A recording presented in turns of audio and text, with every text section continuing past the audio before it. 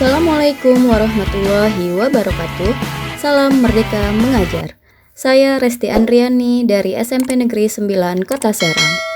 Video yang saya buat ini merupakan aksi nyata pada topik yang kedua, yaitu kurikulum merdeka. Menyebarkan pemahaman mengapa kurikulum perlu berubah. Yuk disimak videonya.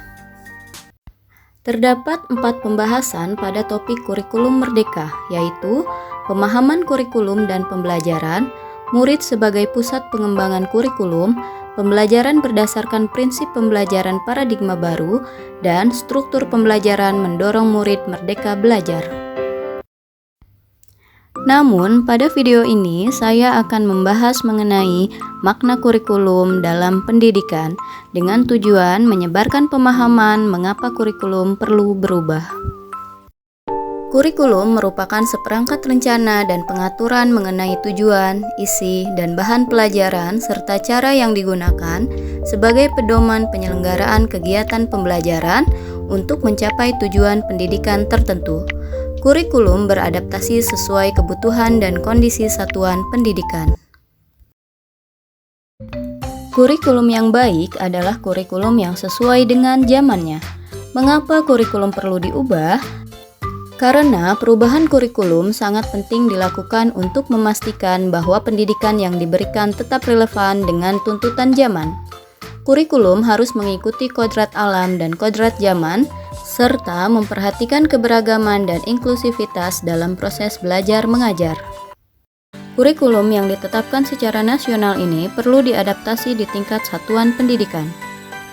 Mengapa kurikulum perlu diadaptasi? Hal-hal yang menyebabkan kurikulum perlu diadaptasi yaitu keadaan satuan pendidikan yang beragam, perubahan yang terjadi di sekitar sekolah, perubahan kehidupan guru dan murid di sekolah, dan perbedaan lingkungan dan ekosistem sekolah. Bentuk adaptasi kurikulum harus sesuai dengan kebutuhan murid-murid di sekolah. Sekolah dapat melakukan adaptasi kurikulum dengan cara merancang KOSP atau Kurikulum Operasional Satuan Pendidikan. KOSP menyesuaikan dengan kebutuhan murid di sekolah. Tolak ukur KOSP adalah keanekaragaman latar belakang dan kemampuan murid. KOSP merupakan dokumen yang dinamis mengikuti perubahan zaman dan kebutuhan satuan pendidikan. Dokumen KOSP dapat diperbaharui secara berkesinambungan. Dalam pengembangan KOSP, terlebih dahulu kita harus memahami kerangka dasar kurikulum secara keseluruhan, yaitu tujuan pendidikan nasional, profil pelajar Pancasila, struktur kurikulum, prinsip pembelajaran dan asesmen, capaian pembelajaran, dan mengintegrasikan visi dan misi sekolah ke dalam KOSP. Berikut merupakan komponen KOSP. Yang pertama, visi, misi, dan tujuan. Yang kedua, perencanaan pembelajaran yang terdiri dari alur tujuan pembelajaran, asesmen, modul ajar, media ajar, program prioritas satuan pendidikan. Yang ketiga, pengorganisasian pembelajaran terdiri dari muatan kurikulum, beban belajar, program intrakurikuler, ekstrakurikuler, dan proyek penguatan profil pelajar Pancasila. Dan yang terakhir yaitu sistem pendampingan, evaluasi, dan pengembangan profesional. Terdapat 5 prinsip dalam pengembangan KOSP.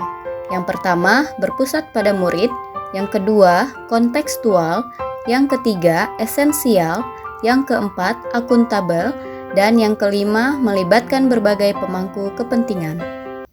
Kesimpulan dari pemahaman mengapa kurikulum perlu berubah dan perlu diadaptasi adalah karena perbedaan keadaan sekolah dan sekitarnya, perbedaan karakteristik dan kemampuan murid, perbedaan lingkungan dan ekosistem sekolah, dan perkembangan atau perubahan zaman.